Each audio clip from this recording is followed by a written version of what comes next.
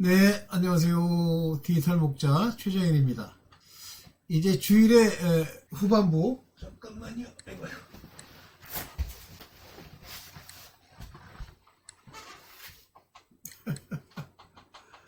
네, 주일 잘 지내시고 이제 두 번째 영상을 찍습니다. 이제 여러분들이 깨달음대로 여러분들이 이제 느끼는 대로 여러분들이 얻어서 아버지 앞에 쓰실 테니까. 근데 저의 관심은 이제 그거예요. 저의 관심은 사실 세상 사람들의 어떤 배도나 그런 데는 별로 관심이 없어요. 왜냐하면 그들은 어차피 하나님께 대해서 무관심해요. 관심이 없어요. 자기네들의 논리가 있고 오히려 그 하나님께 대한 모든 진술, 하나님께 대한 그 나아감 이런 것들이 그들에게는 아무런 가치가 없어요. 무가치예요. 그런데도 많은 분들이 그 세상이 파악하고 있는 죽은 후의 세계니 종교적인 무엇이니 또는 스웨덴보리가 진짜니 가짜니 얘기해봐야 무슨 소용이 있어. 스웨덴보리가 하는 얘기가 기독교인을 위해서 하는 얘기예요? 아니에요. 안 믿는 사람들을 위해서 얘기하는데 무엇을 표방합니까? 자기가 기독교 목사라는 걸 표방하잖아요. 그들이 표방한 대로 됩니까? 마귀의 도구지. 마귀라고 하는 그 존재, 우리가 보이지 않는 그 영적인 그 존재들의 목적은요, 이 땅에서 하나님의 백성과 염소로 대표되는 그 율법적 사람들을 부추겨서 하나님의 나라에 참된 믿는 자로서 구원을 얻지 못하도록 하는 거예요. 이게 하나님의 놀라우심이 다 이런 데 있는데 마치 무슨 사탄이 옛뱀이 하나님과 대적하는 것 같이 택도 없는 소리죠. 다시 한번 또 강조하면 아담이 선악을 알게 하는 나무의 열매를 먹었다라고 하는 거, 얼마 전에 누가 이제 제대로 깨달아가지고 영상을 찍었더라고. 그래서 와, 이제는 하도 영상을 찍으니까 안 듣는 것 같아도 은근히 이제 깨달아 가는구나. 무섭습니다. 그래서 저는 그런 목적으로 이 영상을 이제 끊임없이 올리죠. 그들이 구체적으로 무슨 들어서 그 조회수를 늘렸다? 상관없어요. 자, 그 선악을 알게 하는 나무, 그걸 통해서 선악 판단의 주체가 너야, 네가 돼야 돼 라고 얘기하는 거라 그랬어요. 그러면 선악 판단의 주체가 되기 위해서 주어진 것, 중간에 여러 가지 곡절이 있습니다만 그것이 율법이라고 그랬죠. 율법을 줬을 때 원래 목적은 죄를 깨달으라고 주셨다 이렇게 말씀하시지만 그 율법을 가지고 자기가 옳다 또는 자기의 문제가 있다 없다 이런 것을 가려내는 의문에 쓴 것, 글로 써 있어야 인간이라는 게 눈으로 보고 아는 척을 하죠. 인간은요, 하나님이 허락지 않는 한 그 마음의 고침을 받아 깨달을 수 없도록 돼 있어요. 오직 하나님이 그에게 깨달을 수 있게 해주셔야 깨닫는 겁니다. 그래서 이게 율법이에요. 율법을 가지고 첫째 아들이 되는 거예요. 어기지도 않아요. 아버지 집에서 아버지를 위해서 일했다고 얘기를 해요. 근데 나중에 동생이, 허랑방탕한 동생이 돌아오니까 온갖 소리 다 하죠. 어떤 과수원, 포도원에 일꾼들이 와서 일을 하는데 처음부터 온 그 일꾼들이 나중에 불평하고 하나님을 공평치 않다고 욕을 하죠. 그러니까 그 주인이 뭐라고 그러세요? 내가 내 것을 가지고 내 마음대로 쓸 권이 없느냐? 어찌하여 너랑 약속한 걸 내게 주는데 이렇게 나오죠. 그걸 보면, 그 내용만 보면 뒤에 왔던 앞에 왔던 천국이라는 관점에서 한 달란트씩, 즉 구원과 구속이라고 하는 한 달란트, 천국에서의 누릴 권 하나를 주는 거예요. 그러면 땅에서 2달란트, 1달란트, 5달란트, 10달란트, 그리고 그것을 남긴 자들에게 그만큼 주는 것은 천년왕국, 곧 안식의 이야기예요. 천년왕국이 천국입니까? 아니에요. 자, 오늘 이런 관점에서 오늘 이제 성경에 있는 내용을 가지고 여러분들과 한번 논의해 보려고 합니다. 뭐 논의도 아니죠. 그냥 제가 얘기를 하는 거예요. 뭐 듣고 싶으시면 들으시고. 자, 세상의 무관심보다 잘 보이나? 세상의 무관심보다 더 끝판인 율법적 교인. 오늘 교회에 제가 보는 관점에서 보면 율법적 교인이 엄청 많아요. 그들이 꽉 찼습니다. 아닌데 난 그건 당신이 만들어 놓은 허상에 대한 넋두리일 뿐이지 당신들은 의문에 쓴 율법적 교인이야. 그래요. 세상적 관점은 이렇습니다. 세상에 속한 자들. 어차피 무대에 조연으로 만들어져서 버리기로, 유기되기로 작정된 그런 인물들은 이렇게 얘기를 해요. 사도행전 25장 19절 한번 볼게요. 이제 그 왕이, 데오빌론가? 데오빌론 아니고요. 그 왕이 이제 바울을 고소한 자들에게 에 대해서 이제 진술하는 거예요. 오직 자기들의 종교와 또는 예수라는 이의 죽은 것을 살았다고 바울이 주장하는 그 일에 관한 문제로 송사하는 것 뿐이라. 관심이 없어요. 관심이 없어요. 이 죽었다 하는 것을 살았다는 바울. 그들에게는 그냥 그들이 종교라고 얘기를 하는 거예요. 종교에서 일어나는 일에 불과해요. 옳다 그르다를 자기네들이 판단할 수 없다는 얘기예요. 사도행전 25장 25절에 보면 나는 살피건대 죽일 죄를 범한 일이 없더이다. 뭐 죽일 만한 이 사건은 아닌데 그러나 저가 황제에게 호소한 고로 보내기로 작정하였나이다. 요것이 세상적 관점에서 보는 바울의 전도와 바울이 주장하는 바의 옳고 그름에 대한 그들의 관점이에요. 이게 보세요. 왜 이게 이렇게 안 보여? 아이고. 그냥 갈게요. 바울이 이같이 변명하매 베스도가 크게 소리하여 가로되 바울아 내가 미쳤도다. 너는 너의 많은 학문이 너를 미치게 한다 하니 그러니까 바울이 굉장히 공부를 많이 했다는 사실을 이들이 알아요. 그래서 내 그 학문이 공부 많이 한 것이 너를 미치게 했다 이렇게 보는 거예요. 그러니까 미친 소리로 들리는 거예요. 이 베스도 입장에서는. 그리고 이제 아그리빠라고 하는 그 왕에게 보냅니다. 사도행전 26장 28절. 아그리빠가 바울더러 이르되 내가 적은 말로 나를 권하여 그리스도인이 되게 하려 하는도다. 이 아그리빠는 그 유대 종교의 특징을 이제 알고 있는 거예요. 그러니까 말로 권해서 그리스도인이 되게 하는도다 이렇게 얘기를 합니다. 이들의 관점이에요. 그러니까 뭐 기독교에서 교회에서 뭐 어떤 사람이 이 세상의 마지막을 아무리 외쳐도요 그들은 관심이 없어요. 네.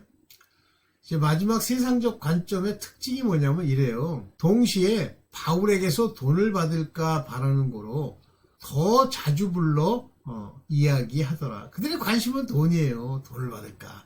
저거 죄인인데 저 녀석한테 돈을 좀 받아야 되겠는데. 이게 세상적 관점입니다. 그러니까 이 같은 세상을 향해서 바울과 같은 분이 아무리 전도를 해도요 소용이 없어요. 근데 거기다 대고 뭐 막 외치는 거예요. 왜냐면 알미니안주의의 그 사고방식이 그 머리에 박혀있고 인본이 그 속안에 꽉 차있기 때문에 인간은 사람이 뭐라고 주절거리는 말을 들으면 그들이 변할 거라고 생각하는 거예요. 안 변해요. 그런데 가서 엉뚱한 소리 하지 마시고 먼저 당신이 이제 잘 되는 거, 똑바로 서 있는 거, 그게 중요해요. 모든 보이는 것, 모든 말씀은 나에 관한 이야기다라고 여러분들이 마음에 두는 것이 매우 중요합니다. 자, 그러면 유대인의 관점은 어떠냐는 거예요. 유대인은요, 뭐라고 그러냐면, 당신은 저희의 청함을 쫓지 마옵소서. 너희 중에 바울을 죽이기 전에는 먹지도 않고 마시지도 않겠다 맹세한 자 40여 명이 그를 죽이려고 숨어서 지금도 준비하고 당신의 허락만 기다리나이다 하며 유대인들은 바울을 죽였으면 좋겠는 거예요. 그 정도로 열심을 내고 밥도 안 먹을 정도예요. 금식하고. 바울이 무슨 얘기를 해서 그렇죠? 사실 첫 번째 이유 중에 하나가 뒤에도 나오겠습니다만 당신들이 잘못됐다라고 하는 거고 지금까지 네가 지내오던 내 민족적 모든 독트린, 율법의 이야기들이 거짓이야. 잘못됐어. 구원 못 받아. 인간이요. 특히 기독교 안에서도 자기가 지금까지 몇 년을 지내왔느냐 무서운 겁니다. 저는 그게 다른 영이라고 보는데 이단교에서 오랫동안 있죠. 못 벗어나요. 왜 못 벗어나냐면 자기가 들인 시간이 있는데 그러니까 천국에 관심이 있는 게 아니라 자기를 누가 옳다고 해주느냐 해주지 않느냐에 관심이 있는 거예요. 그게 무슨 의미가 있어. 이게 유대인의 관점입니다. 이 마우스를 이렇게 작게 되네. 네, 이게 유대인의 관점이에요. 이게 죽일 정도라고 그들은 보는 거예요. 그러니까 절대 사람이 죽는 건 그 속을 건드릴 때 이렇게 돼요. 그러면 기독교인이라고 하는 자들과 유대인의 본질적 차이가 뭐냐면 골로새서 2장 11절 그 안에서 그리스도 아닙니다. 너희가 손으로 하지 아니하는 할례. 유대인들은 손으로 한 할례. 손으로 한 할례는 뭐죠? 율법을 받았으니 곧 육적 몸을 벗는 것이요. 이 육적 몸을 벗는 것이 곧 손으로 하지 않은 할례. 그리스도 안에서 받은 그 마음의 할례를 얘기하는 거예요. 이걸 못 받으면요. 이 그리스도의 할례를 못 받으면요. 전부 율법주의자가 돼서 손으로 할례를 하려고 들어요. 이것이 곧 율법이라고 그랬어요. 겉 모양으로, 육적으로. 그래서 육적 몸에 지배를 받고 그걸 따라 움직이는 것이 본질적으로 기독교인이라고 하는 것과 유대인의 본질적 차이입니다. 자, 기독교인과 유대인의 차이를 좀 더 볼게요. 골로새서 2장 12절 너희가 세례로 그리스도와 함께 여기 세례란 말 여기 물에 잠기는 형식상으로는 그런 모양이지만 요 세례가 두 가지가 있죠. 물세례. 우리를 회개케 하기 위해서 물로 세례를 주거니와 회개. 그러니까 그 물세례의 특징은 회개예요. 그 다음에 예수 그리스도의 이름으로 회개. 그 권세로 회개. 뭐죠? 죄 사함을 얻게 하는 겁니다. 그래서 그리스도와 함께 장사한 바 되고 우리가 그 죄로부터 완전히 씻김을 받는 것은 곧 그리스도와 함께 장사가 되는 거예요. 내가 죽는 거예요. 그냥 주둥이로 장사됐다?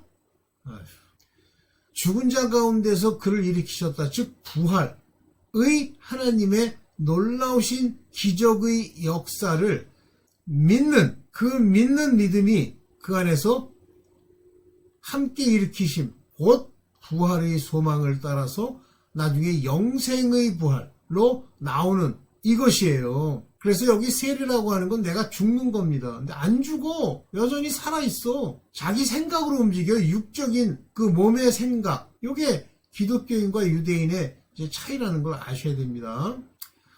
자, 육신의 이제 생각의 특징을 한번 볼게요. 본 것과 환상. 이런 내용으로 이제 골로새서 2장 18절에 어떻게 얘기가 되어 있는지 보세요. 누구든지 일부러 겸손함이라고 돼 있어요. 근데 여기 보면 뭐라고 돼 있냐면 이걸 영어로 번역을 해보면 2장 18절 일부러 겸손함과 voluntarily humility 자발적으로 자기가 humility 겸손을 보이는 거예요. 겸손해야지. 항상 눈을 아래로 깔고 항상 높으신 분 보면 고개를 숙이고 일부러 겸손함이 있다고 하면 하나님이 주신 겸손함이 있다는 거죠. 즉 마음의 할례를 받음으로써 그 마음 안에 변화를 주는 열매로 겸손함이 나타나는 거예요. 그것이 1차적으로 나타나는 건 내가 죽는 형태로 나타나는 겁니다. 두 번째가 천사 숭배함을 인하여. 이 천사 숭배함이라는 게 뭐냐면 천사는 숭배 대상이 아니잖아요. 그런데 오늘날도 보면 무수히 많은 환상, 천사가 나한테 와서 얘기했다. 그 천사가 진리를 얘기하는지 아닌지 당신이 구별할 수 있어?